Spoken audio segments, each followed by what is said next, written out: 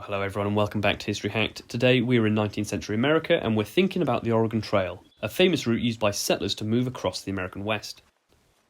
What you're seeing on your screen is not a virtual recreation of the Oregon Trail specifically, but a route found within Red Dead Redemption 2 that replicates some of the journey, so we can at least get a sense of what such journeys may have looked like.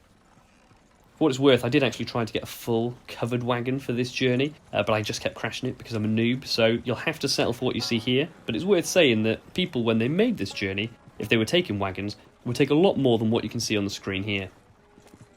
Similar to the mentality of many people making the journey in real life, however, the aim is basically to get across the mountain range without crashing, without falling, or without breaking anything. Now, the Oregon Trail started in Independence, Missouri, and would ultimately end or finish in Oregon, covering approximately 2,000 miles along the way.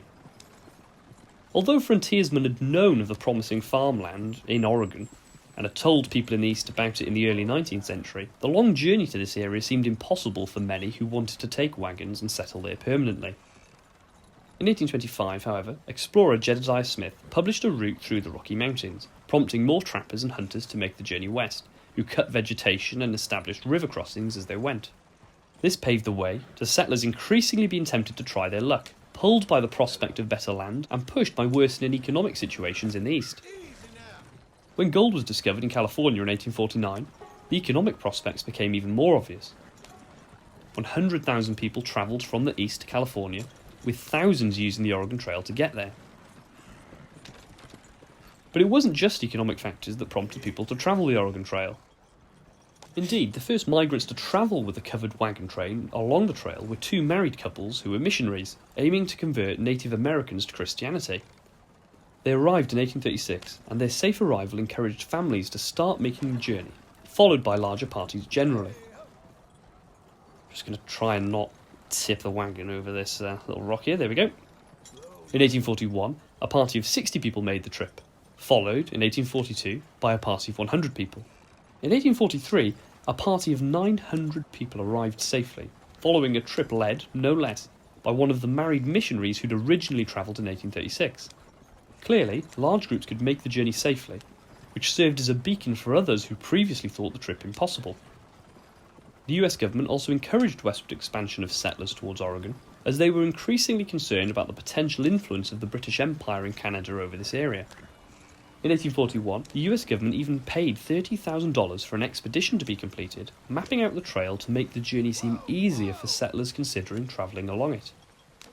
The expedition was a success, with more than 5,000 people migrating along the trail by 1846. Even with an established path and map of the route, however, the journey across the Oregon Trail was still a risky one. Firstly, the weather could be incredibly dangerous. Sandstorms were common across the plains, and others often experienced thunderstorms, flooding, and even drought.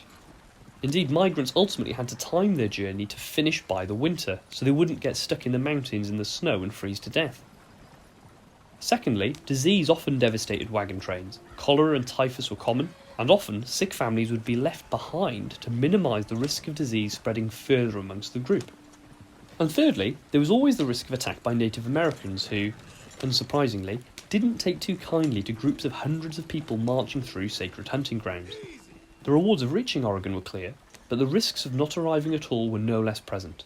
Indeed, in a future video, we'll look at what happened to the Donner Party, the shining example of how wrong a journey along the Oregon Trail could go. Ultimately though, the impact of the Oregon Trail is clear. By the time the railroad became the dominant way of travelling west in 1869, with the completion of the Transcontinental Railroad, 400,000 people had migrated along the Oregon Trail to the west. Settlements in Oregon and California were established and grew in size, eventually becoming states. Homes were built, jobs were created, new opportunities seized, and lives forged. But that's all that we have time for today, so if you like what you've seen here and you'd like to see more, please don't forget to like this video and to subscribe.